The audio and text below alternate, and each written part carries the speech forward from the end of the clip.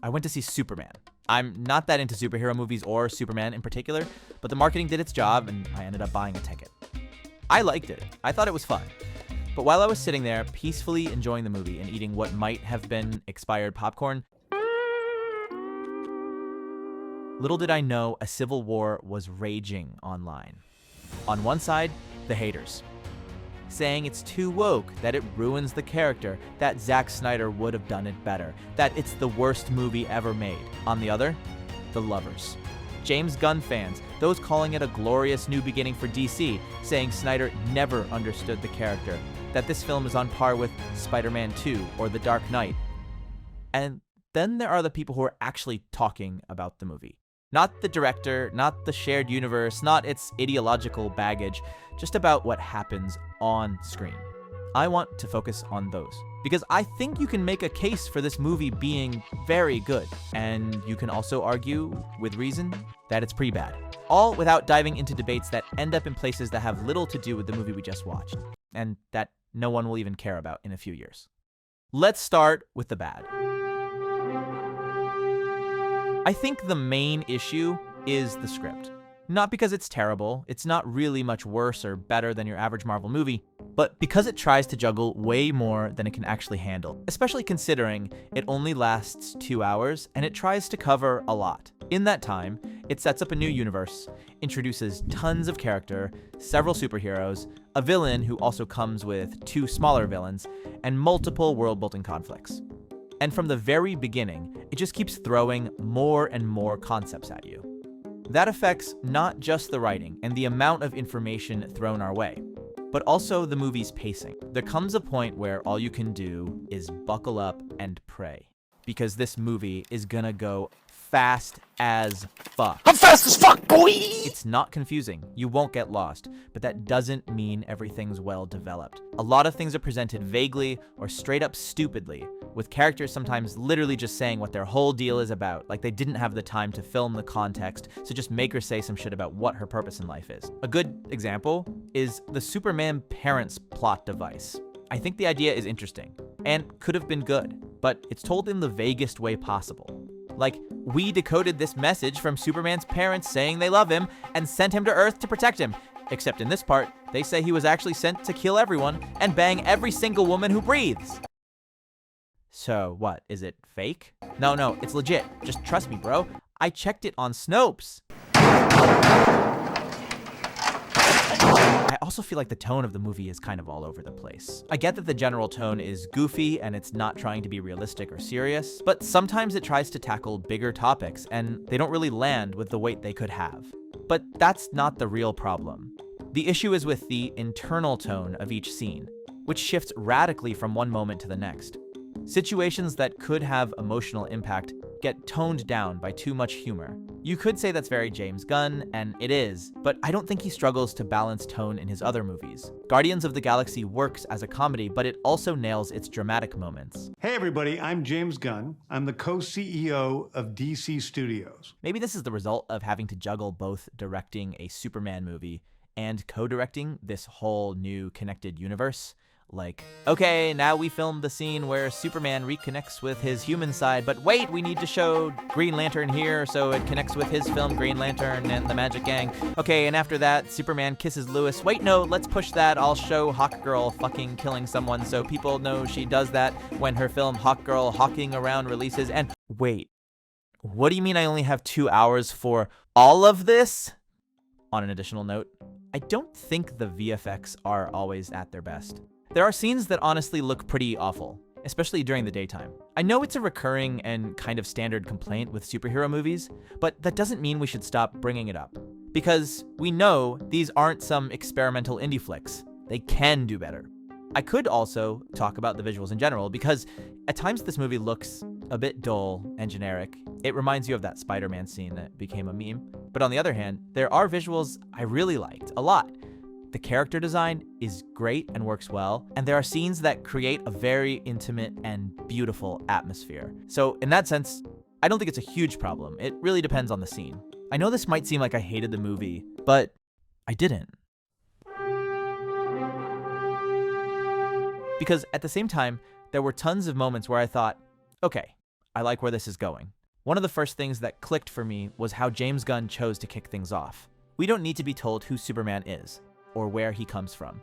We don't need to stop and go over all his relationships or backstory again.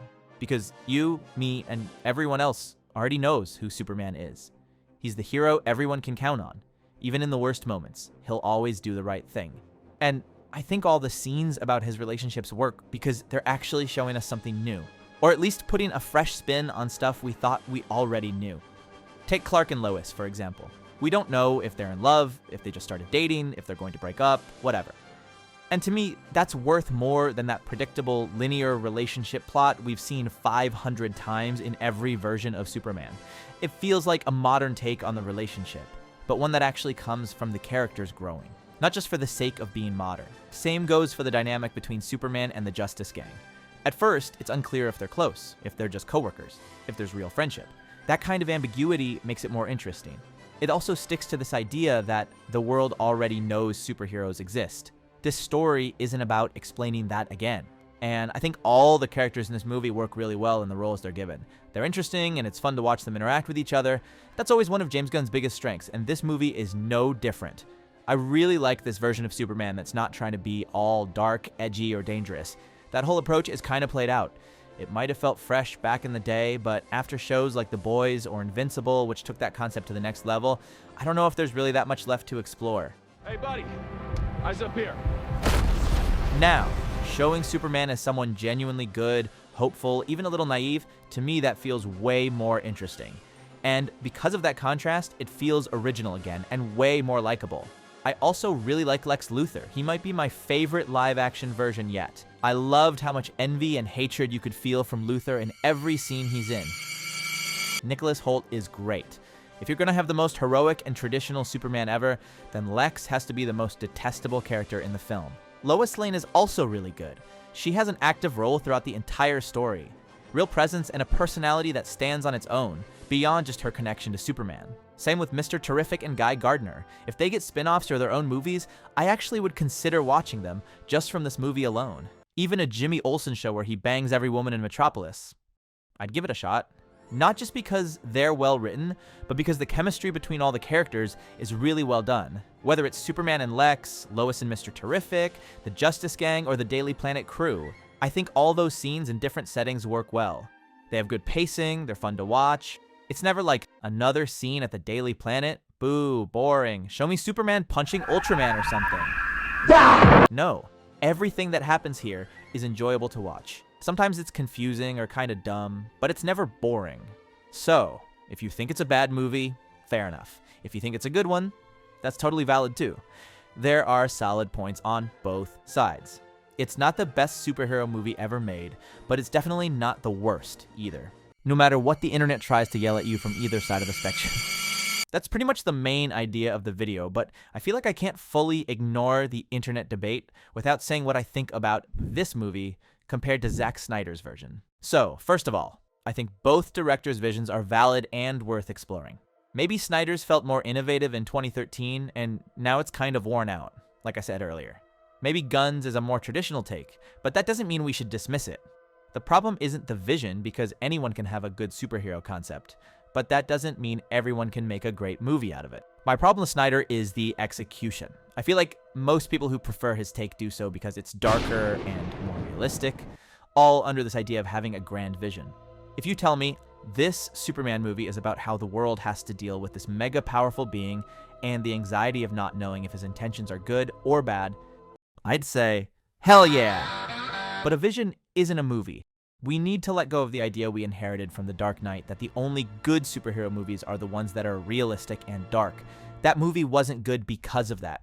It was good because behind it was someone like Nolan, who could turn that vision into a great film, where darkness and realism fit in that world and with that character, Batman.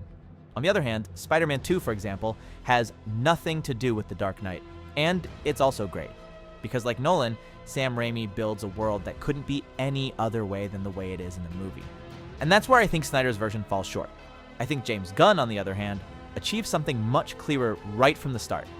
A Superman who sometimes feels more childlike, more naive, but also more faithful to the original idea of the hero, someone who does good, who rejects cynicism and who acts as a beacon of hope for everyone. In a world that's increasingly distrustful and hostile, showing someone who does good because it comes natural to him, because he can't imagine acting any other way, that ends up being more necessary than any other interpretation. So yeah, maybe, after all, being good is the real punk rock.